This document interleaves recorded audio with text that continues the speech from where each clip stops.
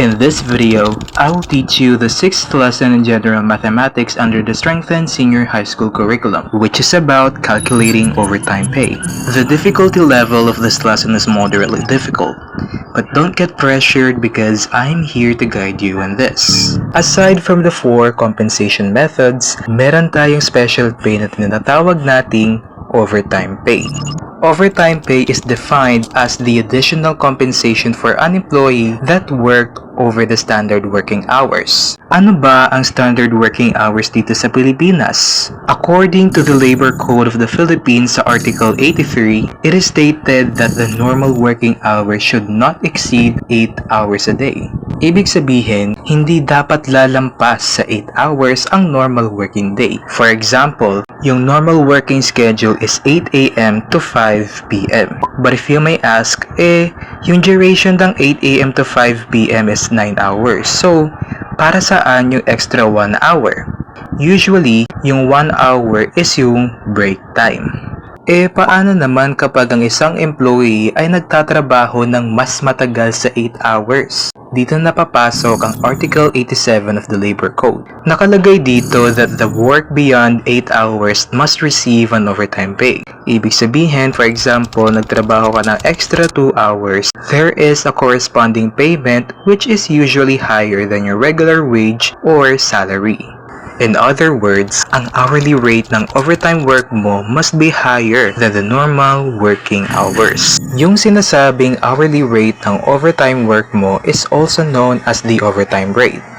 Take note of these 2 rules na sinusundan natin for computing overtime because gagamitin natin yan sa mga susunod na problem. The first rule is that when you work overtime on a regular day, your overtime rate must be 25% higher than your regular hourly rate. The second one is when you work overtime on a non-regular day, your overtime rate must be 30% higher than your hourly rate. Let us start with an example problem. A McDonald's employee worked overtime on Monday. His hourly wage is 70 pesos. What will be his overtime rate? As you can see, it is stated in the problem na sa Monday siya nagtatrabaho. And hindi naman nakalagay dito whether it's a rest day or a holiday. So, let's assume that this is a regular working day. Let us go back sa rule number 1 for overtime pay. Kapag nagtrabaho ka ng overtime on a regular working day, your overtime rate must be 25% higher than your regular hourly rate. Paano natin makocompute yon? Kailangan lang nating i-multiply yung hourly rate niya sa 1.25. Bakit po 1.25? Balikan nyo lang po yung part 1 ng lesson about sa inflation for deeper explanation. Pero in short, ina-add lang ng 1 yung 25%, so it becomes 1.25. Pwede rin siyang 125%, depende na lang yun sa kung ano ang treat nyo. But remember na same lang sila. 70 pesos per hour times 1.25 is equal to 87 pesos and 50 centavos per hour, which means his overtime rate is 87 pesos and 50 centavos per hour. In other words, kada isang oras na nagtatrabaho siya ng overtime, nakaka-earn siya ng 87 pesos and 50 centavos. Now, let's extend the question a little further. If he worked an extra 3 hours that day, how much is his additional compensation for overtime? Ang gagawin lang natin is i-multiply yung overtime rate niya sa 3 hours of his overtime work. So, 87 pesos and 50 centavos times 3 is equal to 262 pesos and 50 centavos, which means ang kanyang total overtime pay is 262 pesos and 50 centavos. Just a little bit of disclaimer lang, ito pa lang yung additional compensation niya for working overtime. Paano naman nating malalaman yung kabuuang bayad sa kanya for that day? Let us go back sa given regular hourly rate niya na 70 pesos per hour. The standard working hour is 8 hours a day. So, let's multiply 70 by 8. The answer is 560 pesos. Ibig sabihin nito, ito ang kanyang usual daily wage without overtime pay. I-add natin ito sa overtime pay niya na 260 pesos and 50 centavos. So, the answer is 822 pesos and 50 centavos. So, if we combine the overtime pay with his regular daily wage, his total payment for that day is 822 pesos and 50 centavos. Subin works in Jollibee, earning 75 pesos per hour. He worked 11 hours in a regular day. How much is his total earnings for the day? Kapag ganitong klaseng problem na ang na-encounter natin, we should first identify kung ilang oras siya nagtatrabaho. The answer is 11 hours. Meaning, kapag sinubtract natin ito sa standard regular working schedule na 8 hours, we will be left with an overtime of 3 hours. Now, iset aside muna natin ang 3 hours na overtime niya, and then the next step is we will look for his regular daily rate by multiplying the regular hourly rate of 75 pesos by the standard 8 working hours. The answer is 600 pesos, meaning ang kanyang regular daily rate is 600 pesos. Next, let's identify kung sa anong araw siya nagtatrabaho. It is explicitly stated that he works in a regular day. So, we will apply the first rule, wherein yung rate multiplier natin is 1.25, which is imumultiply sa regular hourly rate niya na 75 pesos per hour para makuha ang kanyang overtime rate. The answer is 93 pesos and 75 centavos. Next, let's multiply it sa 3 hours na tinrabaho niya na overtime. So, his total overtime pay is 281 pesos and 25 centavos. And finally, to get his total pay for the day, we just need to add the daily rate na 600 pesos to the overtime pay of 281 pesos and 25 centavos, which is equal to 881 pesos and 25 centavos. Therefore, the answer to the problem is 881 pesos and 25 centavos. You can take a look at the whole computation na ginawa ko sa paper. Now, let us have a recap sa formula na na-discuss natin kanina. The first condition is that the overtime rate on a regular day must be 25% higher than the regular hourly rate. So, ito ang ating formula guide. Pero yung ibig sabihin lang talaga nito is we multiply 1.25 sa regular hourly rate or RHR para makuha ang overtime rate on a regular day. Again, saan nanggaling yung 1.25? Inad lang yung 1 sa 25% or 0.25. Ganito rin yung situation sa overtime rate on a non-regular day, pero 1.30 naman ang rate multiplier dito. As you can see, yung hourly rate is not explicitly stated na regular hourly rate siya. So, anong hourly rate yung tinutukoy dito? We will find it out later.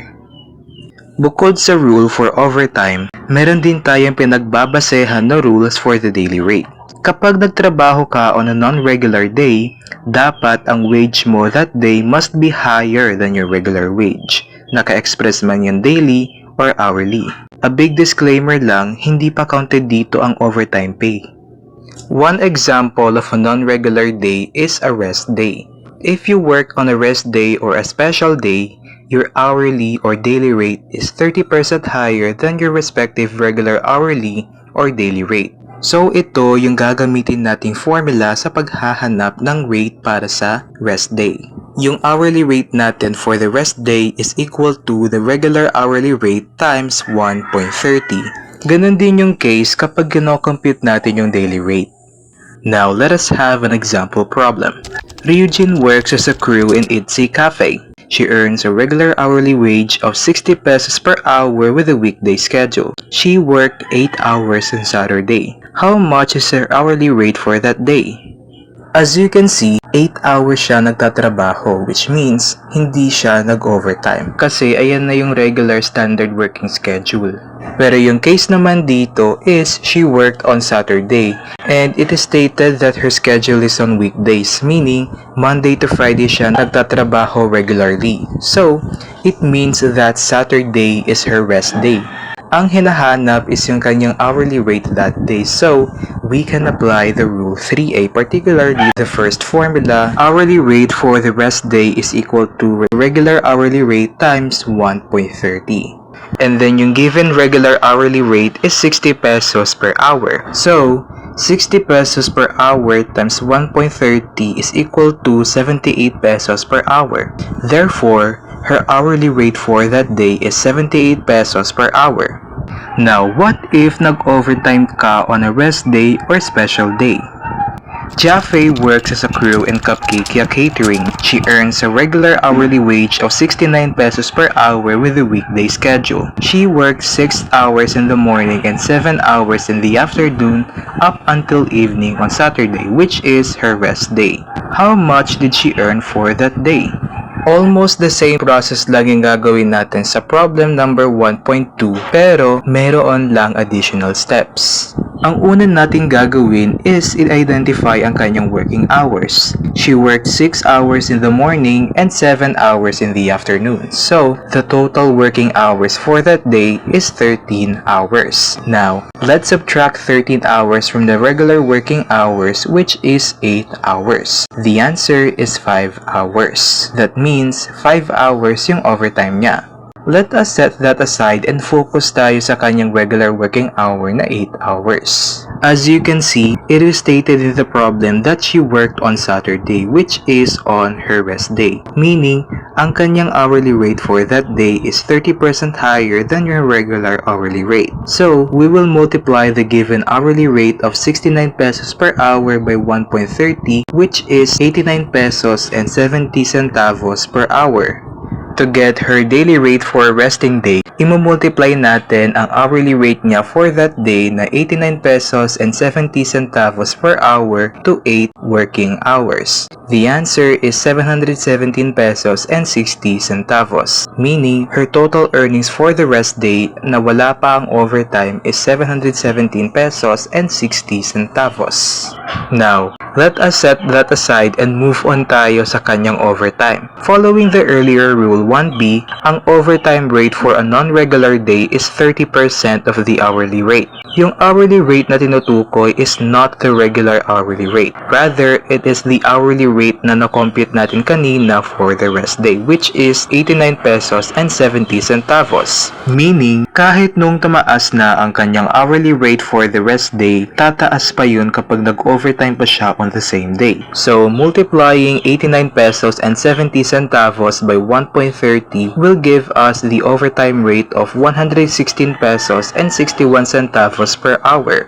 5 hours ang kanyang overtime, so multiplying the overtime rate of 116 pesos and 61 centavos per hour by 5 hours will give us the total overtime pay of 583 pesos and 5 centavos. The final step is we add the daily rate for the rest day na 717 pesos and 60 centavos to the overtime pay for the rest day na 583 pesos and 5 centavos. The answer is 1,300 pesos and 65 centavos. Therefore, ang total earnings niya for that day is 1,300 pesos and 65 centavos.